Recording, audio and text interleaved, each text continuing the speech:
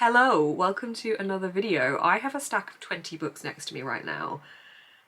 Actually, I've got a stack of 19 because one of them I don't have a physical copy of yet. I have a stack of 19 books next to me right now. I'm going to talk to you about 20 books. This is going to be a look back over the year and looking at my top 20 books that I have read in 2022. I was thinking about how to pick these out because it is quite difficult to narrow it down.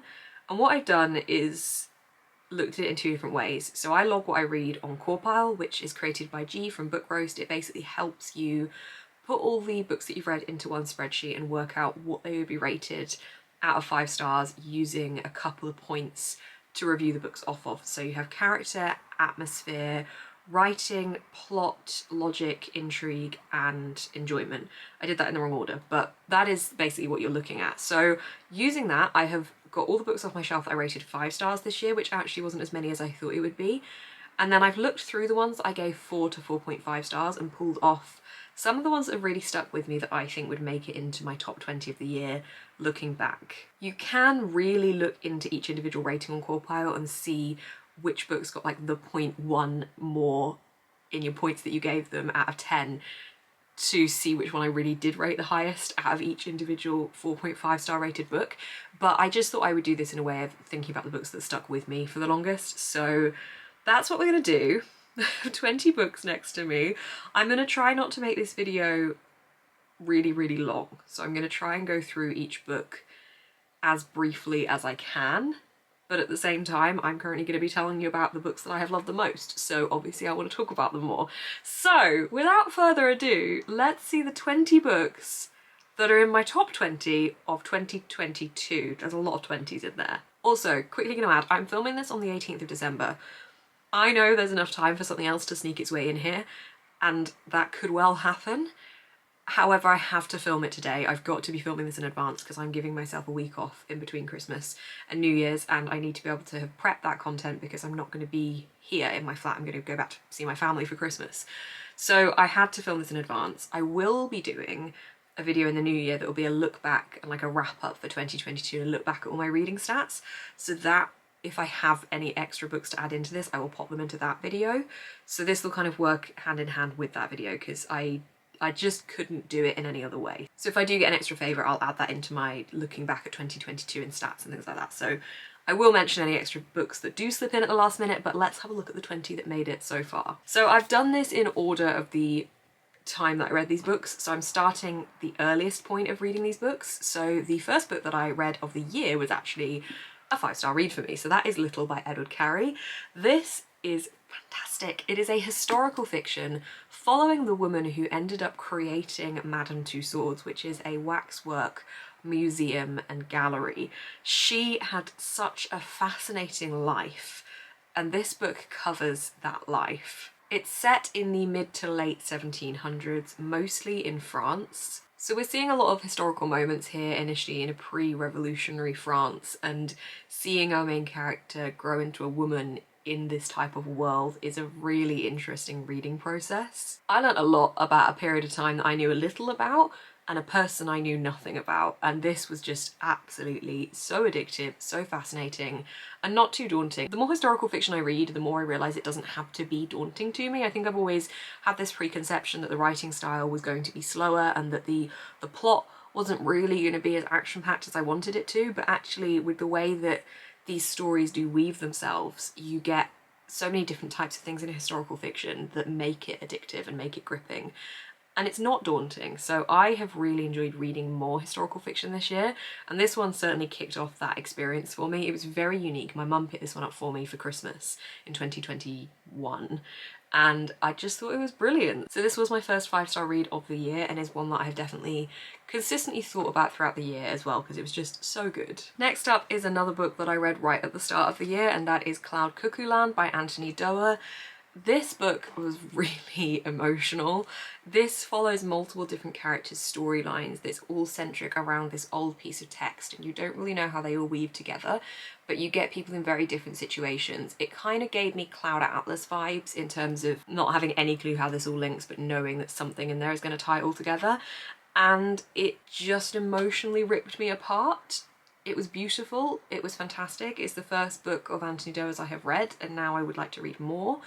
And I just thought this was really, really brilliant. I don't want to say too much about this because I don't want to accidentally say how anything knits together or how any of the characters relate to each other, but one of my favourite storylines was about somebody who was working in a library throughout the plot of this book, and I really enjoyed seeing what was happening with them. So many fantastic storylines. I love it when you have this kind of switching pace, switching plot, switching characters. It just makes everything so much more addictive. So this was brilliant and has really, really stayed with me visually as well as emotionally, but mainly emotionally. It made me cry because of how great it was. I think when something is this chunky, you've got a lot of chance to get to know the characters very, very well and get to know the setting and the atmosphere, and I think that means you just get even more invested in it.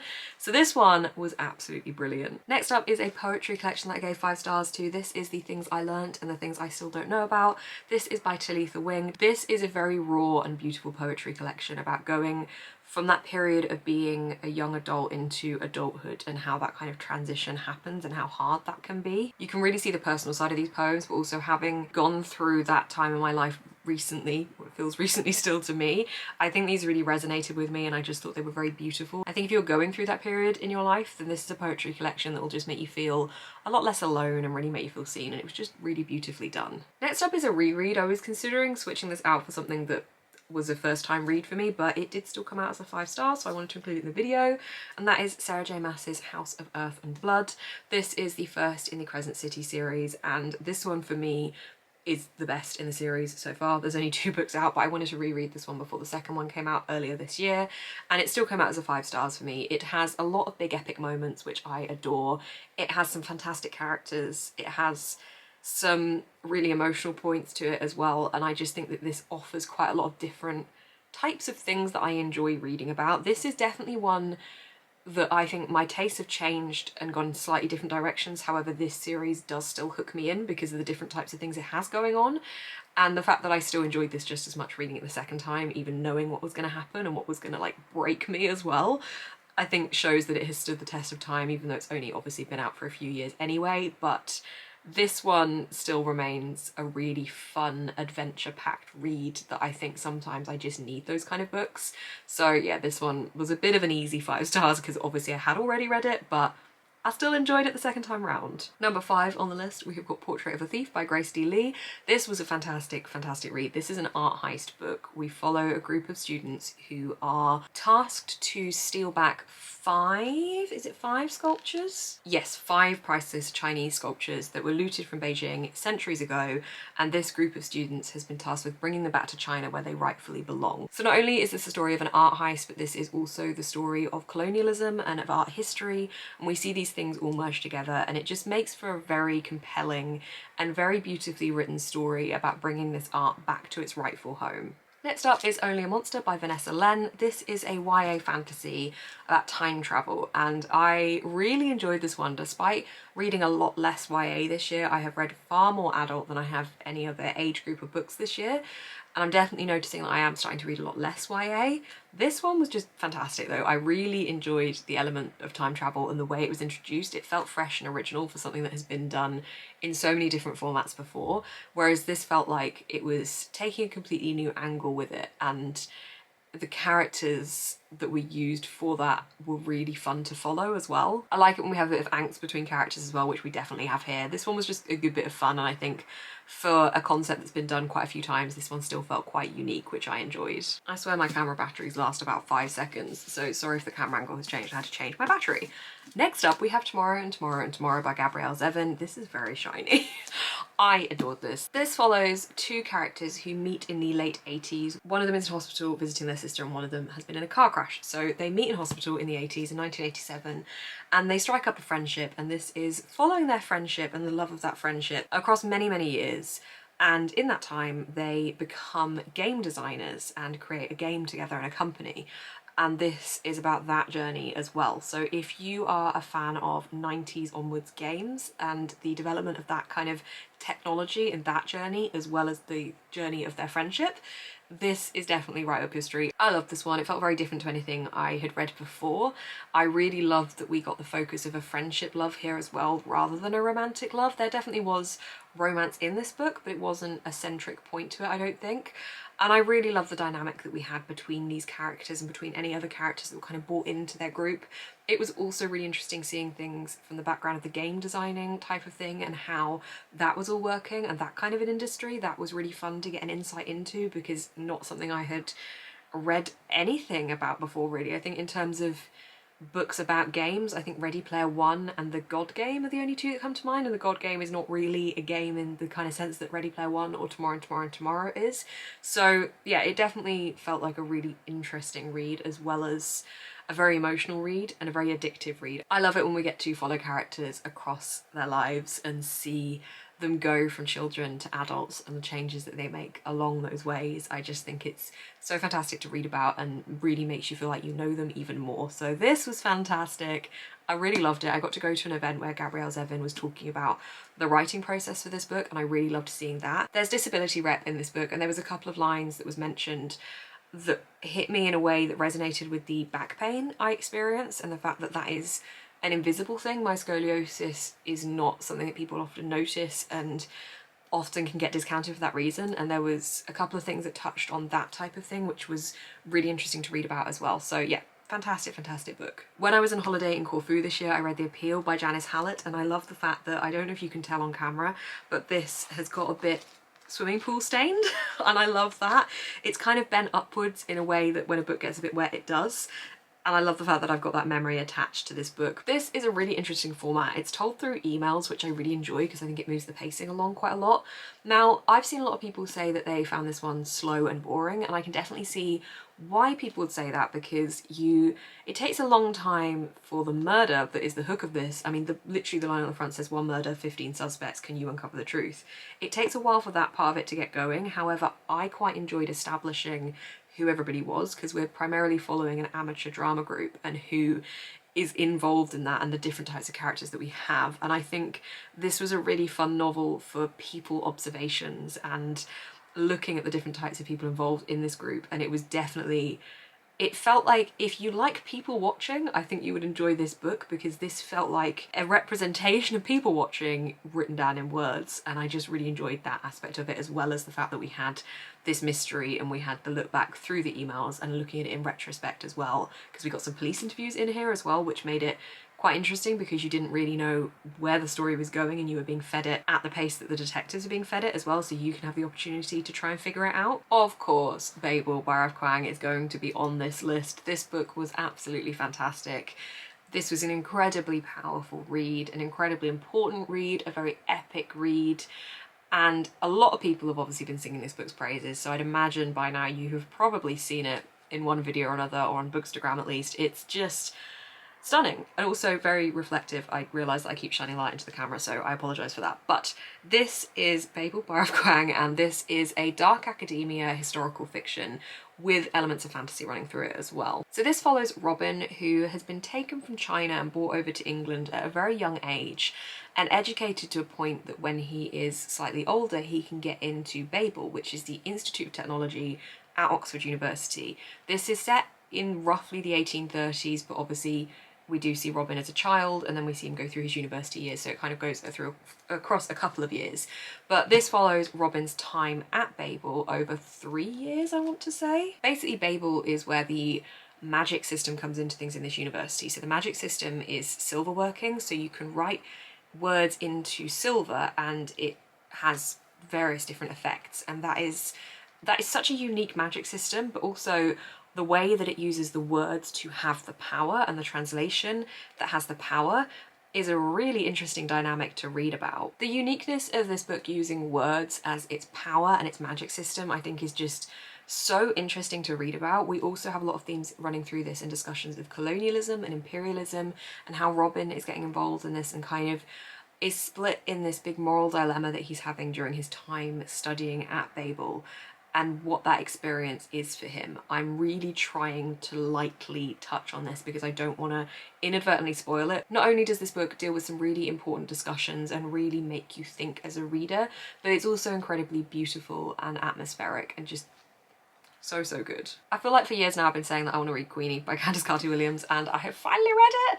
I really love this one. This is a contemporary following Queenie. She's a journalist. She is definitely quite lonely. She isn't really sure what direction her life is heading in, and this is following that journey for her. The bottom line of this blurb, I think, does a really good job of giving a little overview for this. It says, a darkly comic and bitingly subversive take on life, love, race, and family. Queenie will have you nodding in recognition, crying in solidarity, and rooting for an unforgettable character. I really enjoyed reading from Queenie's perspective. She was a really interesting character to read from, and I think this book really did balance some darker moments with some humorous moments, and it just worked really well. Next up is The Book Eaters by Sunyi Dean. This is a book about books following a mum who lives within a community of people who eat books and stories instead of food, and that is how they survive.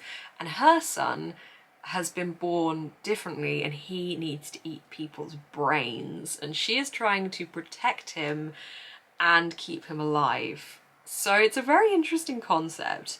It's quite a short one and I feel like it could have dove a bit more into things. However, I really liked this. I liked the idea of consuming stories as a form of food source and how that kind of changed you once you'd consumed a certain story, and what that did to the book eaters, and also obviously the element of this woman's son being different and how she was trying to protect him there.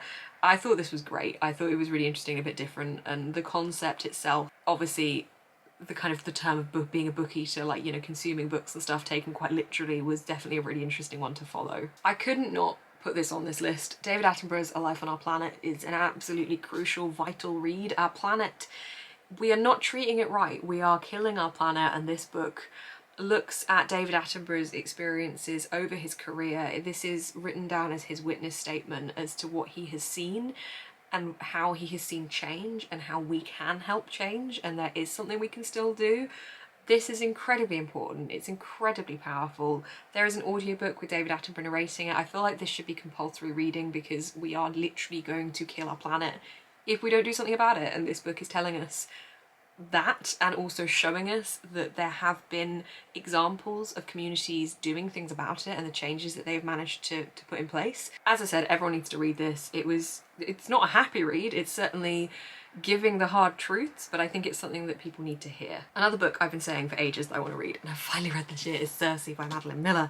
Cersei is an exiled witch, and this is her journey and the story of her life, basically, and I just thought this was brilliant. I really enjoyed this. I definitely preferred this to Song of Achilles, which I did enjoy, but I just love this one. I really enjoyed getting to meet all the different characters I'd obviously read about before, and seeing more of Cersei's life, which Cersei isn't somebody that I had read a great deal about or knew a great deal about already. So getting to read more from her perspective of things and seeing her develop and change and mature within this book was really brilliant. And yeah, I can see why everyone was raving about it. Madeline Miller's writing is hypnotic and beautiful, and this was a great story to follow. Definitely a very easy one to add into my top 20 of the year. The Last House on Needless Street by Katrina Ward was absolutely unique and bizarre and brilliant, and I'm gonna have to talk very carefully about it to not spoil it for you. This follows a woman whose sister went missing many, many years ago, and she has come back to the town that this all happened. She moves into a house opposite a man who she's very suspicious of, and we see perspectives from this man, the woman who has come back to this town, and also the man's cat. And that is as much as I'm going to say on that. I thought this was utterly compelling, unique, hypnotic, very interesting, and I loved it. It was really, really good. I will now be instantly buying anything Katrina Ward writes. I have Sundial on my TBR, so I'm really excited to see what that's like, and if Katrina Ward's style is one that I'm just going to be completely addicted by all the time, because this was really, really fantastic. I was in a bit of a horror kick in October and I read a lot of really good horror books, but obviously including The Last House on Needless Street in this list, I've also included Grady Hendricks' The Final Girl Support Group. This one is a really great homage to slasher films. This follows a group of women who have all been the final girls in their own horror stories, essentially, and they meet at a support group, and somebody has started picking them off and trying to attack them. And this follows our main character, who is trying to find out what is happening. This book contains a lot of talk about mental health and how these women have been affected by these experiences that they've had, and was also just incredibly action-packed. There's a lot of character development and growth, and I really, really loved seeing that from our main character. This was a great action-packed read. I really loved this style of Grady Hendricks' writing. I really enjoyed Horror Store by Grady Hendricks and the Southern Book Club's Guide to Slaying Vampires. They were both excellent, but this one definitely took a different turn for Grady Hendricks' writing, but I really enjoyed seeing it. I love the fact that it was this big homage to slasher films. I had an ARC for the very chunky A Day of Fallen Night by Samantha Shannon. This is a prequel to Priory. It is a separate story, so you don't necessarily need to have read Priory to read this, but obviously there are some crossovers, and obviously this one does come first in terms of a timeline order. This one comes out in January 2023, so it's nearly out. Oh my gosh, it's so chunky. This is definitely the biggest book I read this year. This is an epic fantasy. It has multiple different storylines that we're following that do have a way of weaving together. If you've already kind of got the setup of Priory, you'll already be a little bit aware of this magic system, but this is just brilliant. I love it. It's got a political fantasy element to it. It has some really big heroic epic moments which I just long for in these kind of books, and yeah, couldn't not include it in this video because it was honestly superb. I'm so grateful to the publishers for sending me an early copy of this one. Okay, we're on the home straight. We have 4 books left. Next up is Reprieve by James Han Matson. I found this book unexpectedly gripping. I thought this would be really action-packed, but it was a lot more literary fiction than I expected it to be. This follows a group of people who are in a real-life haunted house escape room experience. Well, I don't know if that's the right word. I've forgotten what the actual word for it is. Does it say it on the blurb? It's a haunted house that has actors in it and is set up so that you kind of get like a live haunting experience within the house. Obviously it's not actually real, it is all acted and stuff, but so we follow people who have been in this house in an escape room format, and one of them has been killed, and we are looking back retrospectively at the people that were in the house with them and their lives and what took them to that point in order to try and work out what happened. This is another homage to horror. You can tell the kind of books that I was reading in October for sure. I think I've definitely unlocked the fact that horror is probably a favourite genre for me because it's just, I love it, it's fantastic. And this is definitely literary fiction horror, but it was very compelling, very interesting, dark, gothic type of story elements to it, as well as a real commentary piece on American life and the different characters that we have with their different backgrounds and different experiences building up to this point. Really interesting read, definitely unexpected, but I absolutely loved it. Also, this edition, this is the WATERSTONES Spray Pages edition, which I have actually seen back in a shop recently, maybe in London, so this did go out of stock, but I think you can still get this one, so yeah, it was really interesting, very different, really interesting. A new favourite for me has popped out at the end of this year, which is Dolly Alderton's Ghosts. This is following our main character as she experiences going through dating in London in her early 30s, the experiences she has with her home life with her parents. Her dad is going through the early stages of dementia. The experiences she has with her friends who are all at different stages in life. Some of them are married with children, for example. And this is a year in her life going through all of these things, and oh my gosh, this was so relatable. This was so fantastic, so relatable, so real, and I just loved it. I know that not everyone has loved this one. I think it just hit so many things I had personally experienced that I couldn't not absolutely adore it. So yeah, this one was the 5est of 5 stars, definitely a new favourite book of all time for me, and I just thought it was chef's kiss.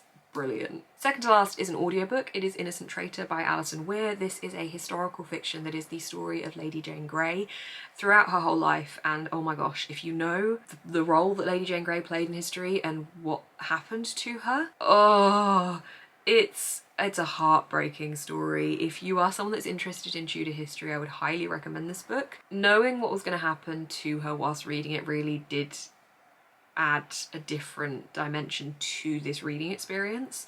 My mum has been telling me to read this book for a very long time, and my mum was correct.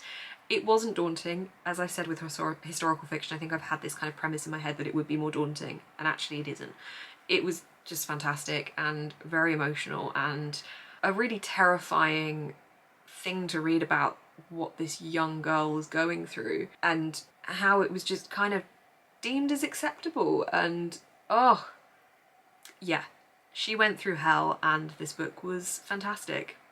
Go check it out if you haven't already. And my final book on this list, which I finished yesterday and gave 5 out of 5 stars, and I think this is very high up there on my favourites of all time. And I only finished it yesterday, so it's sitting very strong at the moment for me. But this is the book of The Most Precious Substance by Sarah Gran. This follows a woman who has definitely fallen into quite a lot of hardships in life, and she is a rare books dealer, and she gets told about this book, the book of the most precious substance, that is an occult book that is all about sex magic, and she knows nothing about it, but she's been asked if she can find it and to get a lot of money back in return for finding it. So she thinks this will help her out quite a lot if she can find it. So she goes on a journey that takes her across the globe to try and find this book and find out more information about it. She meets a hell of a lot of people along the way, encounters a lot of different experiences, and it's just so good. This is very sexy, very dark. It's a sex positive book about books.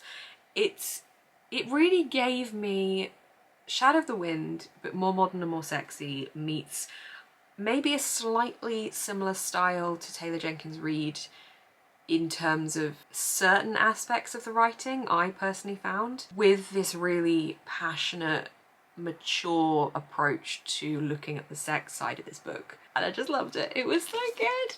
It was everything I wanted it to be. There is some really good sexual chemistry going on between some characters here. We get some really good build up and establishing to the characters as well, so I feel like they were really well fleshed out. I really liked it. It was a great book to end the video on, a great book to end the year on, potentially, if this is the last 5-star that I have. But yeah, this is book number 20. Ah, okay. That was 20 of my top reads for 2022. I hope you enjoyed this video. I feel like looking back on that, I've definitely read a lot of really fantastic books this year, and I hope that I continue to read some fantastic books next year as well. I've definitely seen my reading taste change a lot recently, especially in the last few years, and I think that is going to continue to kind of change and to settle as well, I think, and I'm going to try and explore that a lot more and read more into the new genres that I've discovered that I do really enjoy. So it's been a really good reading year. If you would like to see the stats video that I put out, I will be putting that out. By the time you're watching this, that video will come out probably in a couple of weeks' time. I need to film it still, but I'm not going to be filming that until the end of the year, so I know that everything is properly locked in and these are the final stats for the year. But yeah, I've read at the moment 101 books, so out of those 101, these were my 20 best ones. Thank you so much for watching this video. If you did enjoy, please do give it a thumbs up. Let me know down below what some of your best books for 2022 were, or if you've read any of these ones and enjoyed or not enjoyed them, let me know your thoughts. You can subscribe to see more of my face on your feed and to see when I post up that stats video. If you click the little bell icon wherever it is, it'll notify you as well when I do post a new video. You can also find a link down below my Patreon, where I do lots of extra content. I've got lots of exciting things coming out in January that I'm really hyped for, so please do check that out. And you can also find a link down below to my online shop. Thank you so much for watching, keep smiling and stay positive.